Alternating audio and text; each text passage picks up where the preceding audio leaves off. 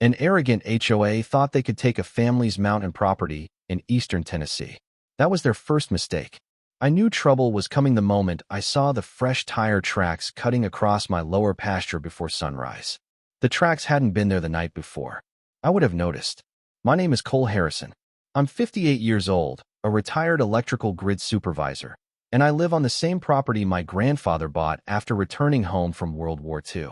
The land sits outside a small town in eastern Tennessee, surrounded by rolling hills, cedar trees, and open pasture. 4 generations of my family have lived, worked, and sacrificed on that property. That's why those tire tracks immediately caught my attention. They weren't random. They started near the county road and ran straight toward my southern boundary. Whoever drove there wasn't lost. They knew exactly where they were going. I pulled on my boots and followed the tracks through the damp grass. The morning was quiet except for distant cattle and the soft creak of an old windmill turning beyond the barn. The tracks ended near a gate that had stood on our property for decades. That's when I noticed something else. The latch had been disturbed. At first it looked normal, but a fresh scrape cut through years of weathered metal. Someone had tested it. Not forced it. Not damaged it. Tested it. I ran my thumb across the mark and stared at the tree line beyond the fence. My grandfather used to tell me that people don't inspect gates before sunrise unless they're planning to come back later. Standing there that morning, I couldn't stop thinking about those words. I pulled out my phone and opened the trail camera app. My son Tyler had helped install several cameras around the property years earlier. Most of the time they recorded deer, coyotes, and wandering livestock. This time they recorded something different. I opened the overnight footage and watched a black SUV slowly enter the frame at 4:43 a.m. The vehicle stopped directly beside the gate. A man stepped out, walked straight to the latch, examined it, looked across the pasture toward my house, and returned to the SUV. Before he climbed back inside, he paused beside the open driver's door. The camera microphone barely picked up the audio, but a woman's voice suddenly crackled through the vehicle speaker. "Whether you sign or not, construction starts next month." The man nodded without hesitation and climbed into the SUV. Seconds later, the vehicle disappeared back toward the county road. He never hesitated. He never looked confused. He moved like someone studying a property, not visiting one. I watched the footage 3 times. The feeling in my gut grew worse every time. Whoever that man was, he wasn't interested in the scenery. He was gathering information, learning access points, measuring boundaries, planning something. As dawn spread across the hills, I looked toward the farmhouse where my 80-year-old mother was already awake. My daughter Emily would be arriving later that morning to help with paperwork. This wasn't just land. It was our history, our future, and for the first time in years, I felt like someone was looking at it the way a developer studies a map. At that moment, I didn't know about the HOA president.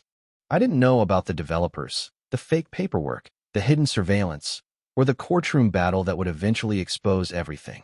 I didn't know who the woman on that speaker was, or why she sounded so certain. All I knew was that someone had tested my gate before sunrise. And people don't do that unless they plan on coming back. 15 minutes later, I would find out exactly who they were.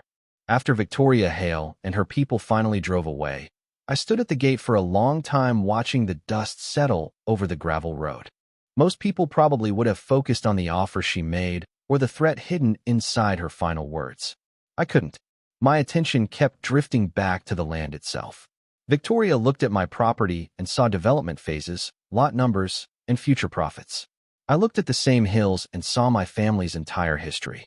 My grandfather bought the first section of that land after returning home from World War II.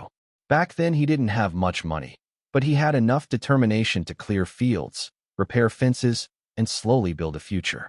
My father expanded the ranch one parcel at a time over the next 40 years. Every fence line carried a story. Every pasture represented years of work. The pond near the western ridge wasn't built by a construction company. My father dug it himself with a rented excavator during a summer when money was tight and temperatures stayed above 90 degrees for weeks. I still remember standing beside him as a teenager handing him tools while he worked.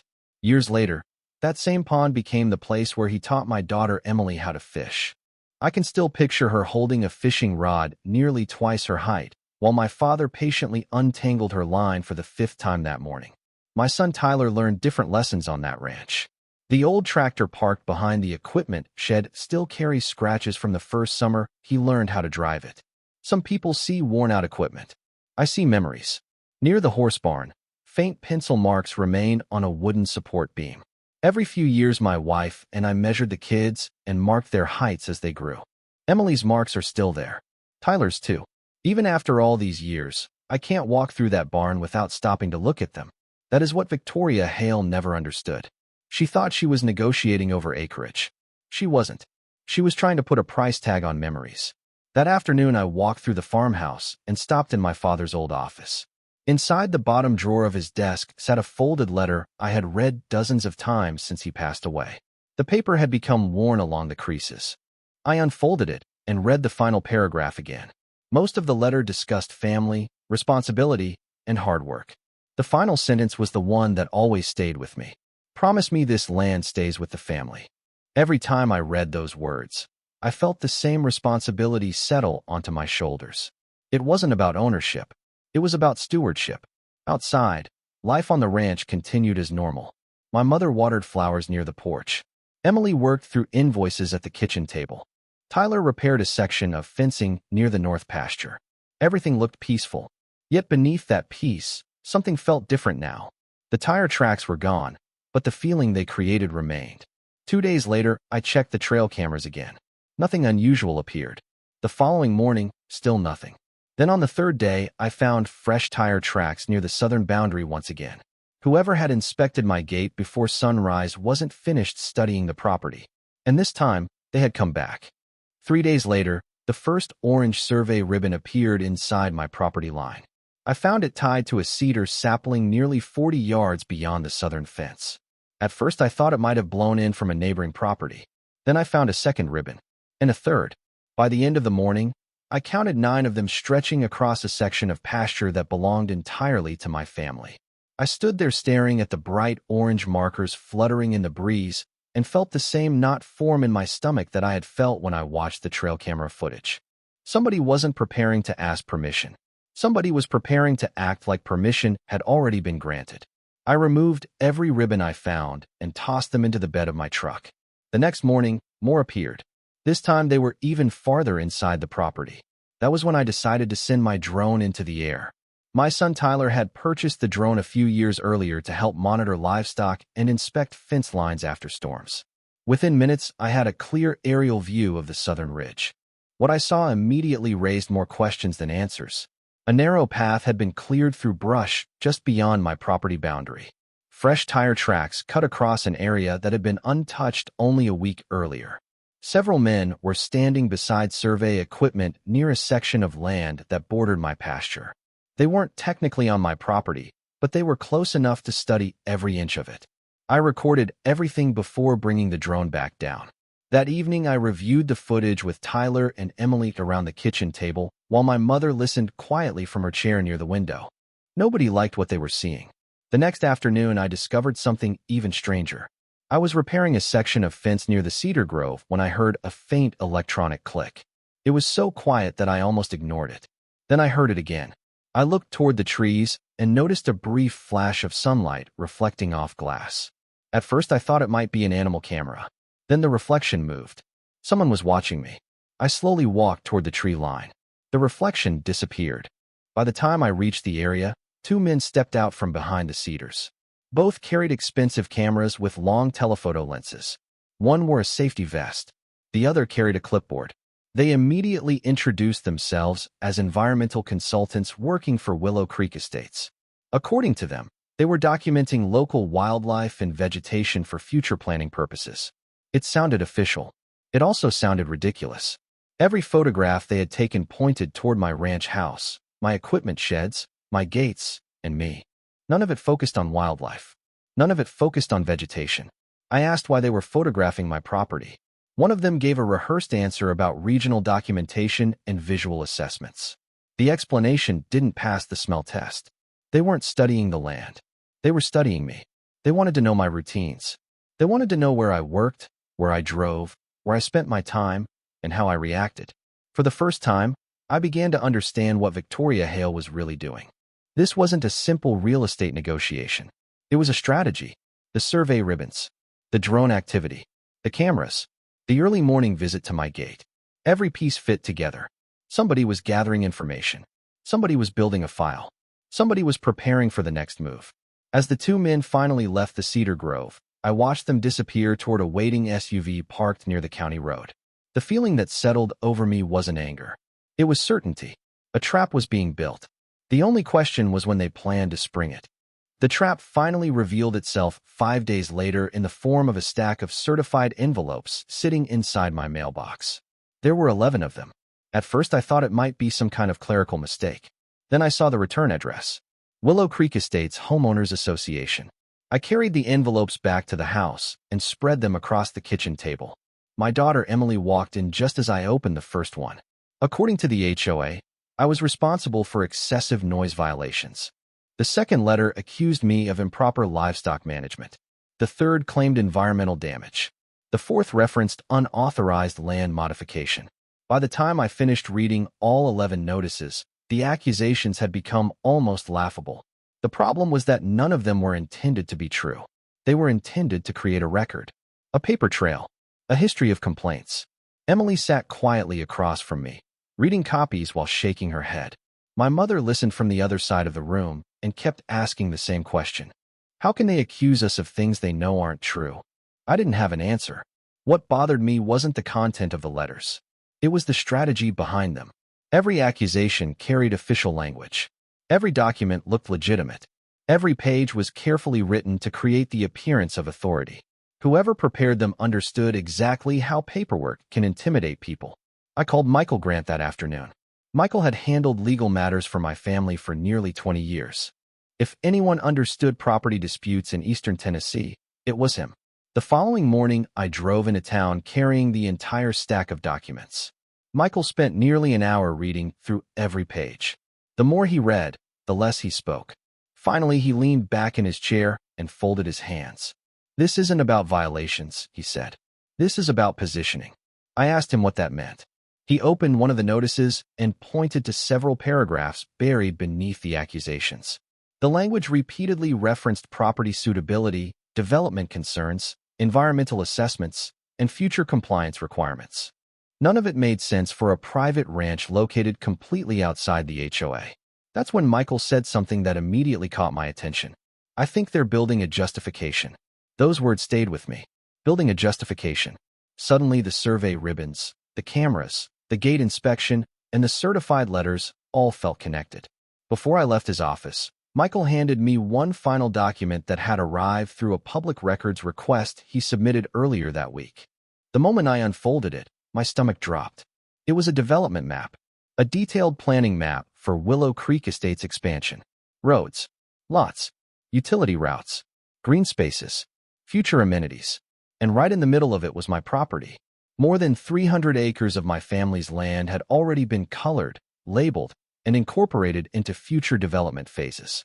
The map treated my ranch as though ownership had already changed, as though somebody had already decided the outcome. Michael stared at the document for a long moment. "This isn't an accident," he finally said. "Somebody expects this land to become part of their project." I drove home carrying copies of everything. That evening I sat at the kitchen table studying the map while darkness settled over the hills outside. The more I looked at it, the angrier I became. Not because of what they wanted, because of how certain they seemed. Around 9 o'clock, both of our ranch dogs suddenly stood up and moved toward the front window. Neither barked, neither growled. They simply stared into the darkness beyond the yard. A few seconds later, I noticed a brief flash reflecting from somewhere near the southern tree line. Then it disappeared. Maybe it was a camera lens. Maybe it was binoculars. Maybe it was nothing. But after everything that had happened, I wasn't willing to dismiss it. Someone was still watching. Someone was still collecting information. And for the first time, I began to suspect this situation was far bigger than a simple land dispute. The situation finally exploded on a cool Thursday morning, just after 7 a.m. I was repairing a fence near the equipment shed when I heard engines coming up the gravel road. At first I assumed it was a delivery truck. Then 3 white SUVs rolled through my entrance and continued onto the property without stopping. My stomach immediately tightened. By the time I reached the driveway, 6 men were unloading survey equipment, tripods, measuring rods, and bright orange stakes. One crew member was already carrying equipment toward the southern pasture. Another was studying a map. They moved with the confidence of people who believed they had every right to be there. I walked directly toward the supervisor and asked what they were doing. He introduced himself and claimed they were conducting an authorized survey related to future development planning. I asked to see written permission. He couldn't provide any. I asked whether they had a court order. They didn't. I asked whether they had authorization from the property owner. Again, they didn't. Despite that, the crew continued unloading equipment. Within minutes, orange stakes began appearing in the same section of pasture where I had previously found survey ribbons. The sight made my blood boil. They weren't asking questions anymore. They were acting as if ownership had already changed hands. I told them they were trespassing and ordered them to leave. The supervisor smiled politely and explained that he had instructions to complete the survey. I told him his instructions didn't matter because the land belonged to my family. He responded by saying that future development plans had already been approved and the survey would only take a few hours. That sentence told me everything I needed to know. Victoria Hale's people had moved beyond pressure. They were now testing how far they could push. For nearly 10 minutes, the standoff continued. Crew members quietly assembled equipment while pretending not to listen. The supervisor repeated that he was simply doing his job. I repeated that they needed to leave. Neither side moved. Then the supervisor made a mistake. He stepped closer and placed a hand on my shoulder as if he were calming down a difficult customer. The gesture wasn't threatening, but it crossed a line. I removed his hand and looked directly at him. "Leave my property," I said one final time. He didn't move. Instead, he turned and signaled another crew member to continue setting up equipment. At that moment, I realized words were no longer accomplishing anything. I walked back toward the house while the crew continued working behind me. Nobody followed. Nobody stopped me. I could almost feel them assuming they had won.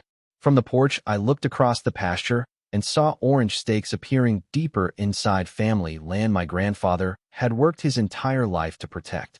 Then I stepped inside. A minute later, I returned carrying an old ranch shotgun that had belonged to my father. I held it safely and responsibly while standing on my own porch. I didn't point it at anyone. I didn't threaten anyone. I didn't raise my voice. The only sound that broke the morning silence was the unmistakable metallic action of the firearm being cycled. Everything stopped. Conversations ended. Crew members looked up. The supervisor's confidence vanished for the first time all morning. Several workers immediately began gathering equipment. Others reached for their phones. Nobody argued anymore. Nobody talked about development plans. Nobody talked about surveys. Within a few minutes, tripods were folded, stakes were removed, and equipment was loaded back into the SUVs. The supervisor made a phone call while the others packed up. Then, after a brief discussion among themselves, the entire crew withdrew from the property.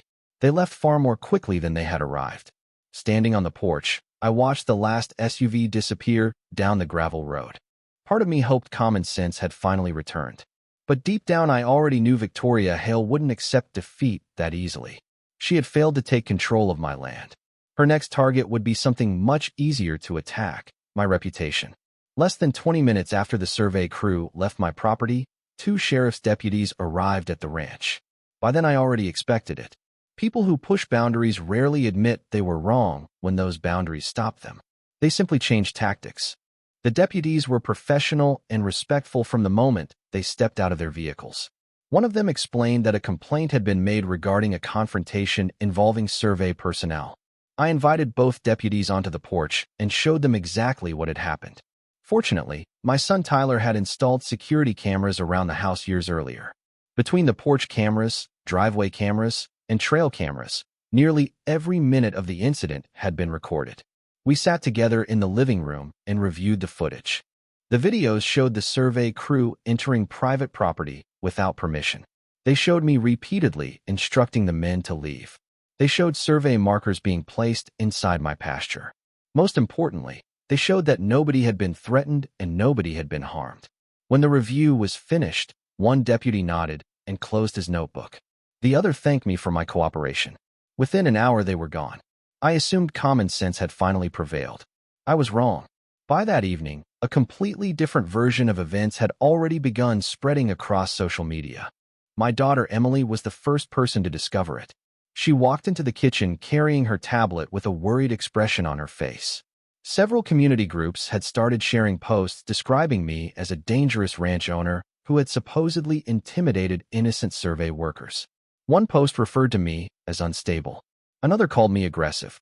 A third suggested local authorities should investigate whether I posed a threat to the community. The stories grew more dramatic with every repost. Most of the people sharing them had never met me. Most had never visited the ranch.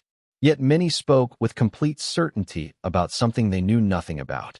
Over the next 48 hours, the situation escalated rapidly. Local discussion forums exploded with rumors.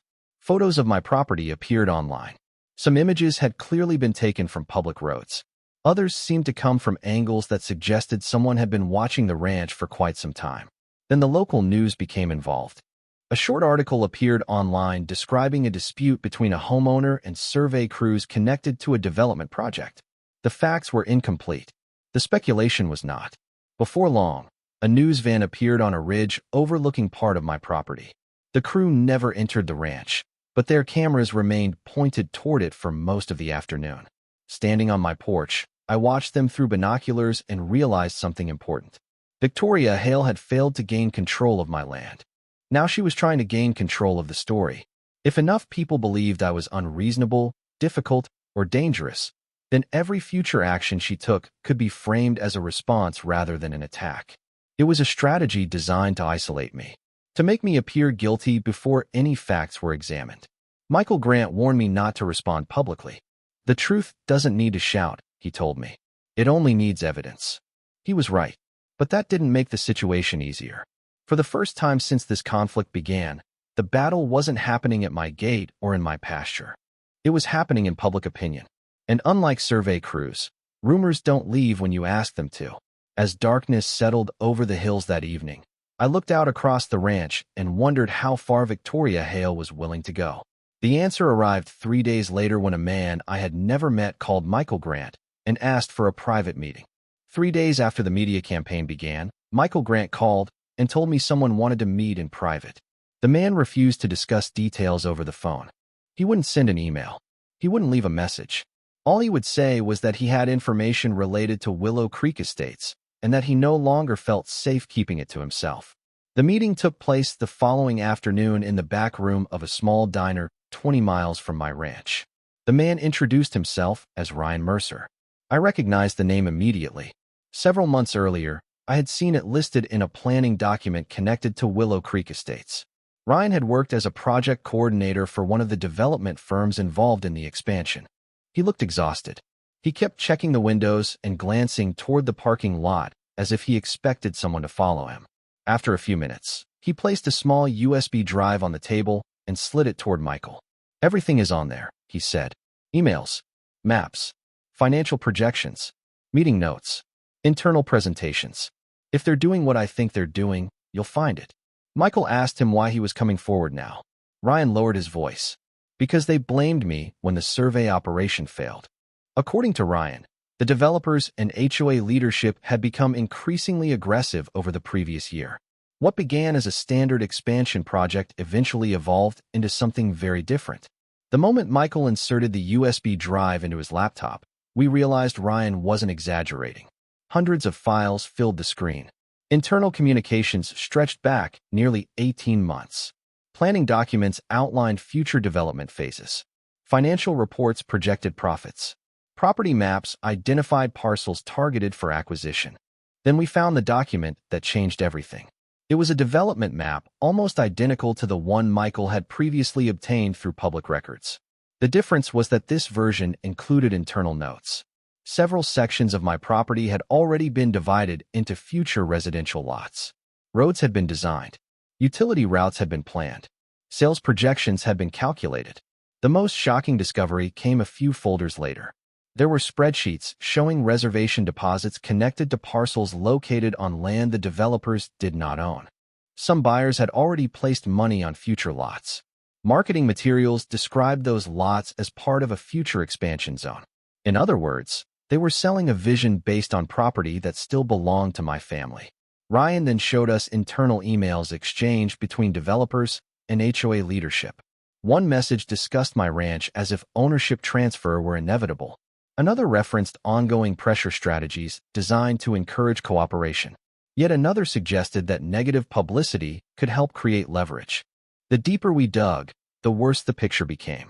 Survey operations, media attacks, violation notices, development maps. None of it was random. Everything connected to a coordinated effort aimed at acquiring land that had never been offered for sale. Ryan explained that he finally decided to come forward after realizing the project was heading into dangerous territory. When he raised concerns internally, he was removed from planning meetings and eventually pushed out of his position. Since then, he had received several messages warning him to stay quiet. Michael carefully copied every file and backed up the entire USB drive. As we left the diner, I sat in my truck for several minutes trying to process what we had just learned. This was no longer a dispute between a homeowner and an HOA president. This was no longer about survey ribbons or social media rumors. The evidence revealed something much larger. Victoria Hale and her partners weren't simply trying to buy my land.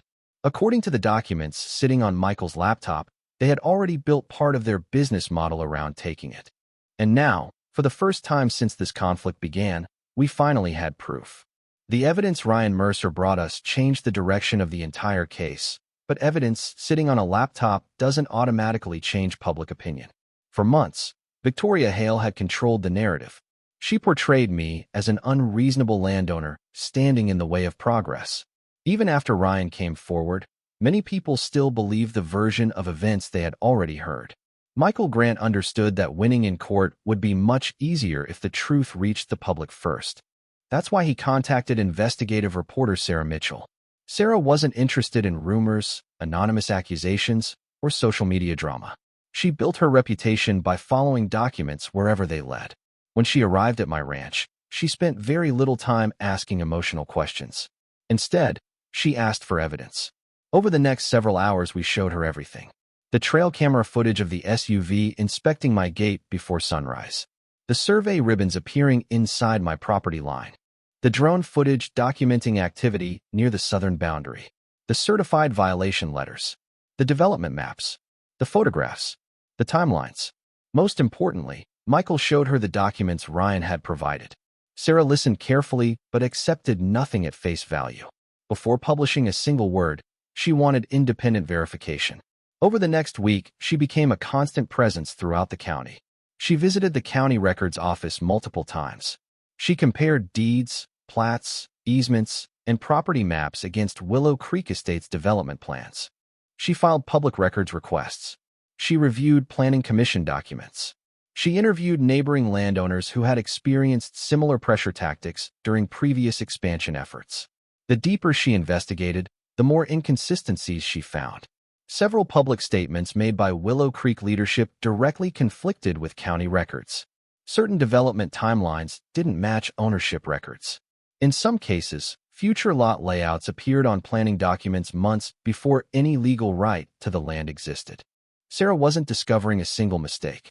She was uncovering a pattern. Eventually, she requested interviews with representatives connected to the project. Some declined. Others provided carefully worded responses that raised more questions than answers. Every answer seemed to create another document trail for her to investigate. By the time she finished, she had assembled an enormous collection of records supporting the same conclusion. The story being presented to the public simply didn't match the evidence. When her first major article was published, the reaction was immediate. Instead of focusing on me, the article focused on documents. Instead of repeating rumors, it examined records. The headline asked a simple question: why were development plans including land that developers did not own? Readers suddenly had something they hadn't been given before: facts. Sarah followed the article with additional reports over the next several weeks. One focused on property records. Another examined internal planning documents. A third detailed the timeline connecting survey activity, violation notices, and development proposals. Each article added another layer of credibility to the evidence. Public opinion slowly began to shift. People who once repeated HOA talking points started asking difficult questions. Community meetings became more tense. Local officials faced increasing scrutiny. Victoria Hale found herself answering questions she never expected to hear. Meanwhile, Ryan remained under significant pressure. He worried constantly about retaliation and spent several days staying at my ranch while preparing formal statements with Michael. My family welcomed him without hesitation.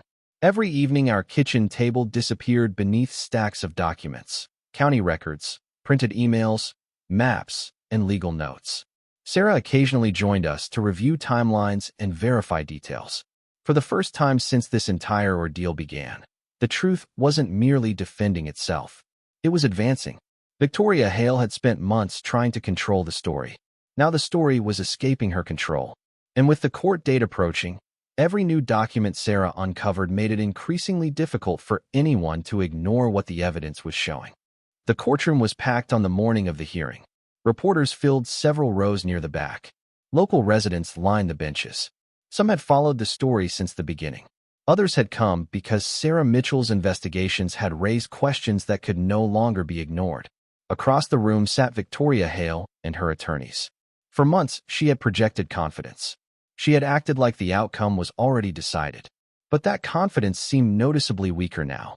Michael Grant organized our exhibits while I took my seat beside him.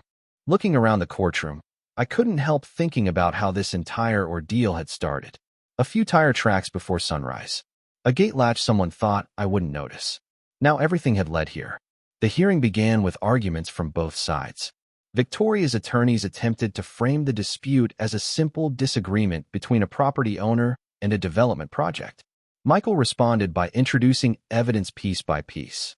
The trail camera footage showed an unknown individual inspecting my gate before sunrise. The survey ribbons appeared inside my property boundaries. The certified violation notices were compared against records proving the allegations lacked factual support. The drone footage established a timeline of activity near my land. Each piece of evidence connected to the next. Then Michael introduced the development map, the same map that had haunted me since the day I first unfolded it in his office. The map displayed future roads, residential lots, utility corridors, and amenities. More importantly, it incorporated hundreds of acres of my family's property into future development phases. Michael approached the witness stand and asked a simple question.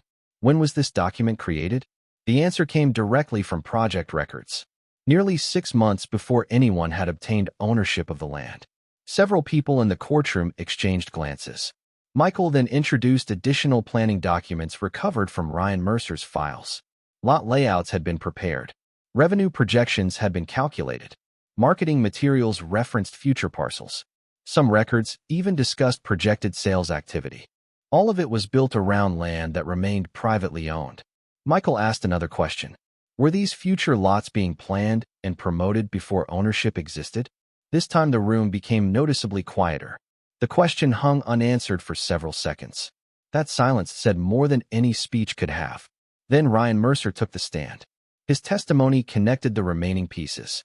He explained internal planning discussions, development assumptions, and the growing pressure applied to landowners who stood in the way of expansion goals.